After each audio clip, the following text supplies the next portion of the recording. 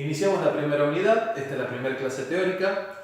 Vamos a hablar sobre telecomunicaciones. Hoy por hoy es casi impensable ver o imaginar un mundo sin telecomunicaciones. Actualmente estamos 100% conectados en las 24 horas del día, recibiendo mensajes, viendo nuestra serie favorita por el Smart TV o a través de Internet. Podemos enviar mensajes de texto internacionales, hacer videollamadas. Pero, ¿qué son las telecomunicaciones?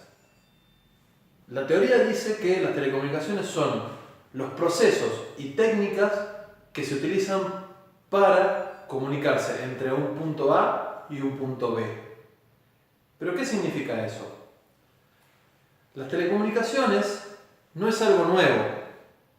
Surgieron hace aproximadamente 5.000 años atrás. En aquellas épocas los modos de comunicación eran bastante rudimentarios. Se utilizaban, por ejemplo, símbolos escritos en papiros, en papeles, que se trasladaban, eran trasladados por una persona entre un punto A, entre una ciudad A y una ciudad B, generalmente para enviar mensajes militares o de acontecimientos importantes. Más adelante, en el Imperio Romano, por ejemplo, se inventaron varios artilugios para poder transmitir mensajes a distancia sin necesidad de estar interactuando con una tracción a sangre, por ejemplo. Luego, en la muralla china y en las almenaras que se utilizaban en España, se utilizaban torres donde se transmitía a través de fuego o humo mensajes cortos para informar, por ejemplo, la presencia de un enemigo, los movimientos del ejército o situaciones particulares de la vigilancia diaria. ¿Cuáles eran los problemas que tenían estos tipos de comunicación? Que eran muy complejos entender a la distancia cuál era la señal. En el siglo XVIII y principios del siglo XIX se inventaron varios artilugios tecnológicos, propiamente dichos, que utilizaban las bondades de la electricidad. Se descubrió que la electricidad podía ser transmitida a través de un medio, como es un cable, y que esa electricidad generaba campos magnéticos que podían ser excitados a distancia para transmitir señales. Eso fue el puntapié inicial de lo que es la comunicación moderna, de las telecomunicaciones modernas. Se inventó la radio, se inventó el teléfono, se inventó la televisión y el mundo cambió completamente. Las distancias se acortaron y se logró que los vecinos pudieran contactarse, los amigos que se encontraban en puntos distantes pudieran contactarse al instante, en el preciso momento, en tiempo real, sin tener que enviar una carta, por ejemplo, a través de un barco o el medio que correspondiera, que tardaba días o meses en algunos casos. Pero el gran cambio que surgió fue cuando surgió lo que se denomina ARPANET. ARPANET fue el precursor de lo que es Internet hoy. ARPANET era una red entre universidades de Estados Unidos que estaban vinculadas principalmente para transmisión de conocimientos. En la actualidad, Internet es la coyuntura central de todo lo que es telecomunicaciones. Todo lo que te imagines, teléfonos móviles, automóviles, drones, domótica en la casa, está vinculada a través de Internet. Las redes tradicionales, como es la telefonía, la radio, la televisión, están poco a poco migrando hacia esta red que es mucho más económica de mantener, que es mucho más rápida y en general ofrece muchas más ventajas para la interacción social a través de las aplicaciones que por ella corren.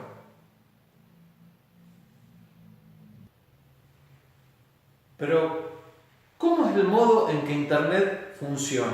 ¿Cuál es el funcionamiento de esta red? A través de esta red existen diferentes protocolos, existen diferentes equipos y elementos de red que se denominan, que permiten que una persona a través de un teléfono pueda conectarse hacia una PC remota en otro continente. Esos protocolos van a ser listados más adelante en la teoría de la unidad 2. Ya vimos durante la primera parte de la clase que la historia de las telecomunicaciones se data desde por lo menos 5.000 años atrás. Sabemos que el ser humano intentó siempre mejorar, digamos, la eficiencia entre las comunicaciones, y eso con el tiempo fue evolucionando hasta que durante el siglo XIX y XX se inventaron tecnologías como la electricidad, que permitieron lograr la transmisión y el aprovechamiento de la misma en las telecomunicaciones. Dijimos que el concepto de telecomunicaciones era todas aquellas técnicas y procedimientos que permitían establecer la comunicación entre un punto A y un punto B lejanos entre sí. Ahora lo que vamos a ver son puntualmente cómo se establecen las telecomunicaciones basándonos en lo que es el esquema de la comunicación. Nosotros tenemos dentro de toda comunicación lo principal: un emisor, un mensaje y un receptor. Ese emisor, ese mensaje y ese receptor deben estar sincronizados dentro de un canal o un código. El canal es por donde viaja ese mensaje y el código es como el cómo está escrito o cómo se transmite ese mensaje. Si lo hacemos a la analogía en, por ejemplo, una llamada telefónica, el emisor es quien emite, quien levanta el tubo y disca. El receptor será el que va a escuchar el ring del teléfono y va a levantar. El canal va a ser todo aquel hardware por el que va a viajar, que sería principalmente el cable de par trenzado hasta las conmutadoras. Y por último, el código sería todos los protocolos y técnicas que se utilizan para hacer que la voz y el mensaje lleguen hasta el receptor. El contexto obviamente va a ser la tecnología que se utiliza para que ese mensaje llegue. Sería, por ejemplo, una red de circuitos conmutados. ¿Por qué es importante el contexto? Porque no es lo mismo, por ejemplo, hacer una llamada por IP, con un voz sobre IP, por ejemplo, que sobre una red conmutada. Por ejemplo, ya que son redes diferentes y son tecnologías diferentes, que tienen protocolos diferentes. Para hacer compatibles esas dos tecnologías, generalmente hay que hacer protocolos que sirvan de interfaz entre ellos. Por ejemplo, si yo quiero hacer una llamada desde WhatsApp o cualquier aplicación de mensajería que funcione sobre una red de datos, por más que yo intente marcar un número determinado y llamarle por teléfono o llamar un teléfono fijo, no se va a establecer la comunicación, Debe haber un protocolo que conecte esas dos comunicaciones para que la comunicación realmente se efectúe. También hablamos sobre las telcos. Para, por ejemplo, tener internet necesitamos que haya un intermediario, si lo podemos llamar así. Estos intermediarios son las empresas de telecomunicaciones. Nosotros como usuarios no podemos conectarnos a internet si no hay una telco de por medio.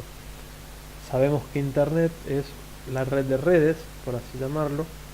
Es una red que funciona a nivel global, que surgió en Estados Unidos en la década del 50-60 a través de varias universidades que desarrollaron lo que se llamó ARPANET. Ahora bien, actualmente las telcos ofrecen muchos servicios, entre ellos lo que son telefonía fija, telefonía móvil, banda ancha, FTTH y TV por cable. Todas esas son diferentes tecnologías. La telefonía fija y la telefonía móvil inicial responden a redes conmutadas, donde hay una conmutación que es, digamos, son propiamente analógicas. Hay un circuito que se cierra y toda una red de elementos de red que permiten que ese circuito se establezca asignando canales tanto físicos como lógicos para establecer la comunicación. Actualmente la telecomunicación, la telefonía móvil y lo que son las redes de banda ancha son redes digitales, redes que se empiezan a ser híbridas entre redes conmutadas y redes de paquetes. La FTTH, por ejemplo, es una evolución de las mismas redes propias de la telefonía fija, pero sobre fibra óptica y que funcionan principalmente como redes digitales de paquetes de datos que pueden proveer tanto telefonía de voz fija, pueden proveer IPTV y datos de hasta 60 o 70 megas en la casa de cada usuario. Y por último, bueno, la TV por cable, que la mayoría, si uno lo ha visto en nuestras proveedoras de cable, son redes híbridas donde hay fibra óptica y nodos de fibra óptica que luego se convierten en coaxil, que llevan un ancho de banda mucho mayor y bastante más económico a los hogares de la gente. Vamos a describir un poco las tecnologías para que tengan un mayor acabado y un mayor entendimiento. Lo que es la telefonía fija, habíamos hablado que está compuesta por redes. Existen redes, si ustedes ven la parte teórica, redes de transporte, que son regionales y metropolitanas. Son redes generalmente entre distintas ciudades. Imaginemos que cada edificio de estos representa una ciudad distinta. Y tenemos las redes de larga distancia, que son interconexiones entre provincias, por ejemplo, o países. Las redes internacionales. Santiago les va a hablar un poco de cómo se regula y quiénes son los encargados de regular esa numeración. Estamos hablando de telefonía básica, que es la que nos interesa en este momento. Dentro de las redes de telefonía básica podemos encontrar lo que son los gabinetes de las calles, las centrales,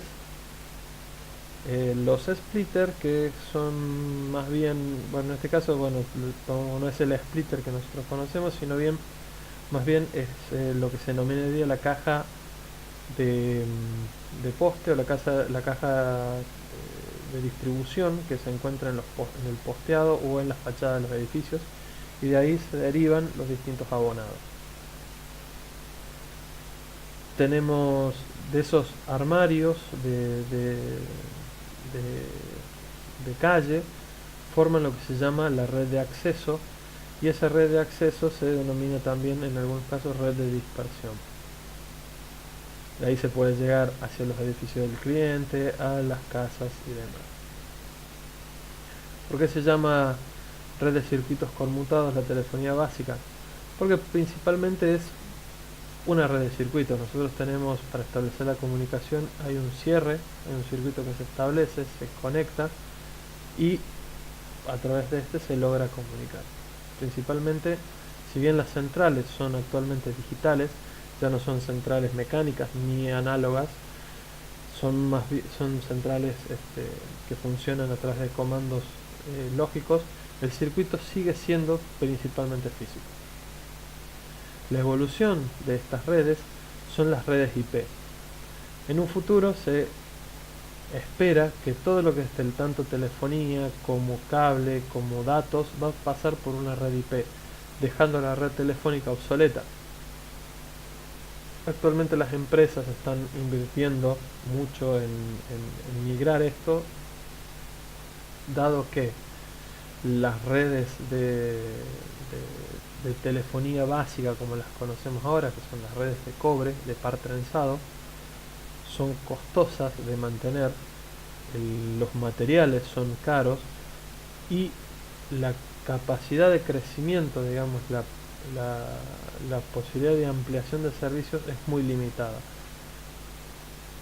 por las mismas propiedades del cobre, porque produce campos electromagnéticos, produce inductancias, capacitancias, y eso reduce en muchos casos la capacidad de poder transmitir, por ejemplo, datos de manera eficiente.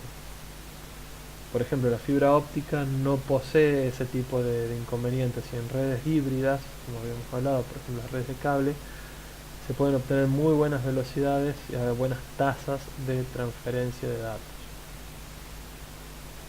En este caso, una red IP está funcional a través de routers IP centrales, que son principalmente de IP. Funcionan por el protocolo que más adelante lo nombraremos, donde lo vamos a especificar más. De momento no es relevante para esta unidad, pero para que lo vayan sabiendo es importante. En caso de la telefonía móvil, al principio los dispositivos GSM eran redes, como dijimos, de circuitos conmutados, pero ya un poco digitalizados, ya tenían su digitalización. El circuito se generaba, se cerraba el canal, se utilizan tramas generalmente de 2 megas, donde hay de hasta 64, entre 32 y 64 canales de voz, dependiendo de la tecnología, y en esos canales de voz se asignan a cada BSC, que es, si ustedes han tenido alguna vez la participación, dentro de cada antena hay una radio base, una base station. Esto sería base station cabinet, y dentro de esas hay lo que se denomina un PCU, puede o no haberlo, y de esa BSC cuelgan una o pueden colgar 2 antenas. Esa antena que nosotros tenemos es la torre, y arriba se encontraría la radiofrecuencia, que donde están las antenas propiamente dichas. El medio de transmisión es el aire, el canal, digamos, son canales asignados a que se mueven a través del aire. Esas BSC están conectadas a las MSC, que son las centrales de conmutación, y al VLR, que es la base de datos que registra todos los números que posee la red de cada operador.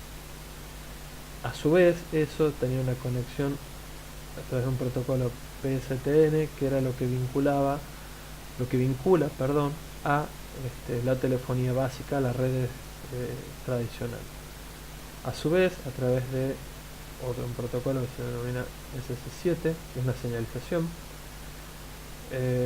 se conecta a lo que es el HLR, que es el que gestiona el posicionamiento de cada usuario. Esta parte que vemos acá es la parte de core, que sería lo que conectaría la red GPRS, que es la evolución del GSM. La red GSM surge simplemente como una red de circuito, pero se digitaliza al agregar, digamos, esta parte que es el core, que es lo que se conecta a internet. Si alguien recuerda, inicialmente a través del GPRS también podrías conectarte a internet con tasas de velocidad de 150K o 256K. Pasamos a lo que se denomina ADSL.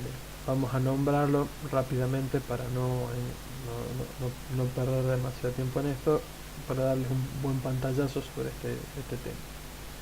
El ADSL es principalmente digitalizar la red, digitalizar uno de los pares de cobre que llegan al abonado para lograr brindar datos utilizando la misma red de circuitos.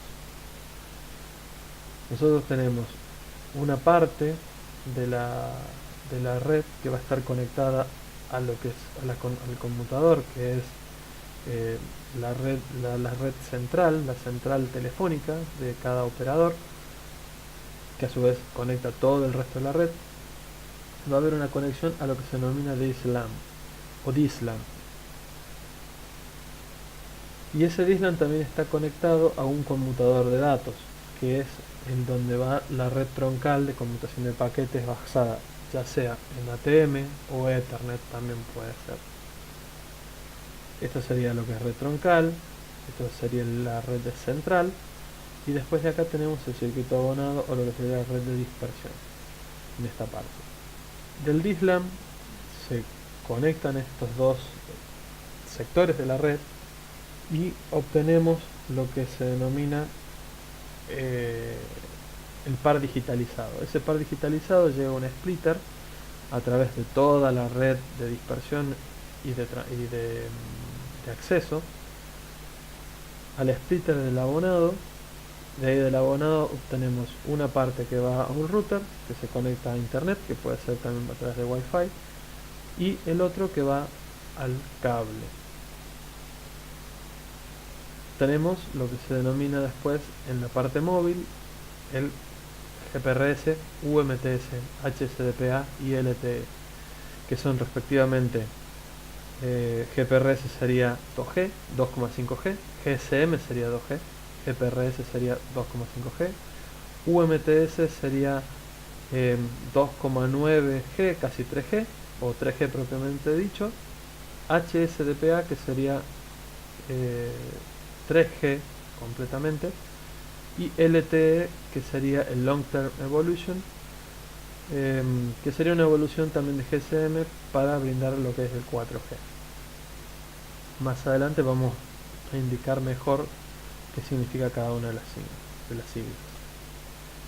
Aquí vemos un esquema de cómo están dispuestas las redes dentro de lo que es la parte móvil. En este caso tenemos una red 2G, acá bien lo ven como vimos hace unos momentos, la MSC o VLR, que sería la central, el SMSC, que es lo que conecta a la parte del core, el HLR, que es el que controla los registros de los usuarios dentro de la red, y la GMSC, que es lo que conecta a la red S7, que es la parte de la red de circuitos conmutados.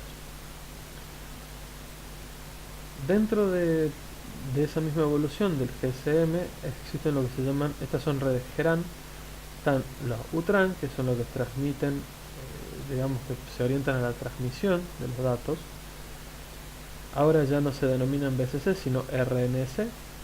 Esas RNC son se vinculan tanto a la MCC como a algo nuevo que se llama la SGSN. Esa SGSN es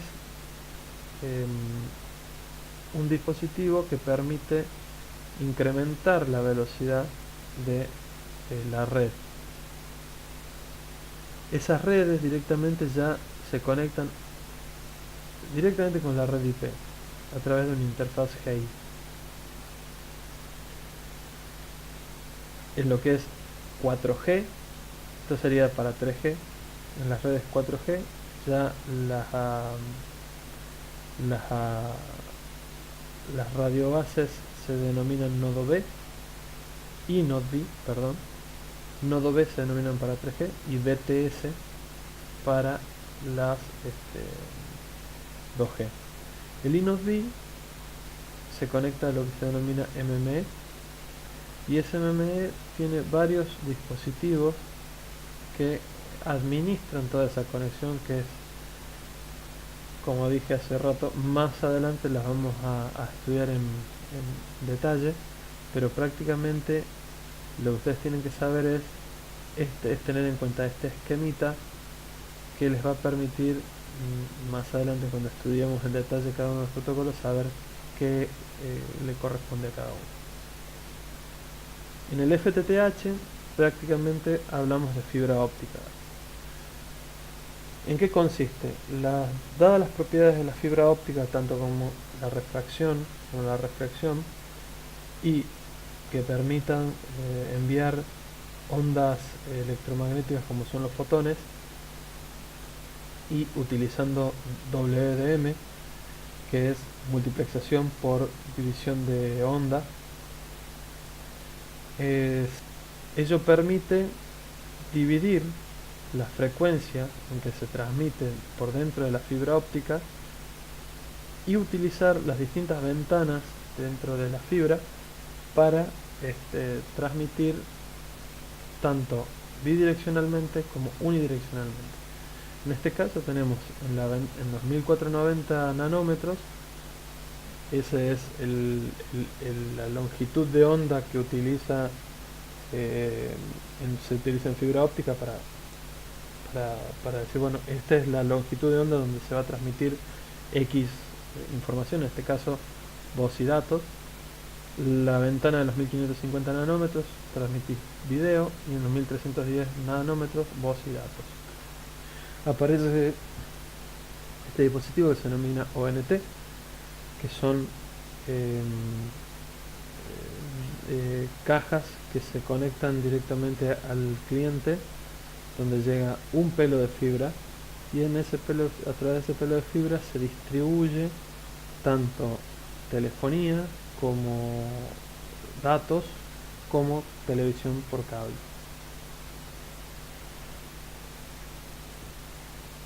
Tenemos de un transmisor óptico de video entra a un EDFA, y ese EDFA llega a el DWDM, que transmite luego, que llegando al splitter o al distribuidor de zona, y de ahí sale para los clientes.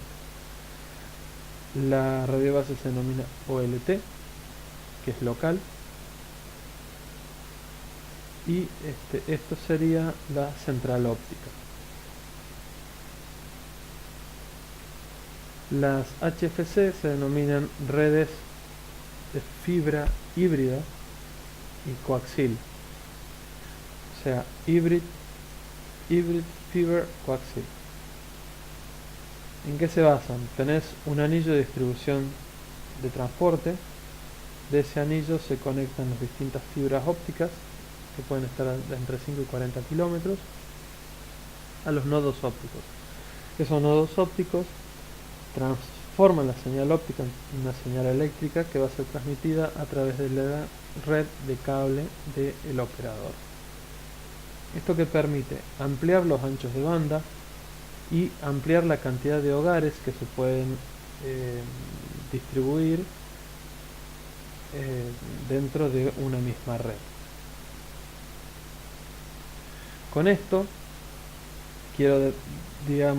espero haber dado un pantallazo general de lo que son las distintas redes. En las siguientes unidades vamos a ver más en profundidad todo lo que es medios de transmisión, tanto lo que es fibra óptica como cable estructurado, como así también las diferentes topologías que se utilizan dentro de una red. Espero que esto les haya sido útil y estamos a disposición para cualquier consulta. Muchas gracias.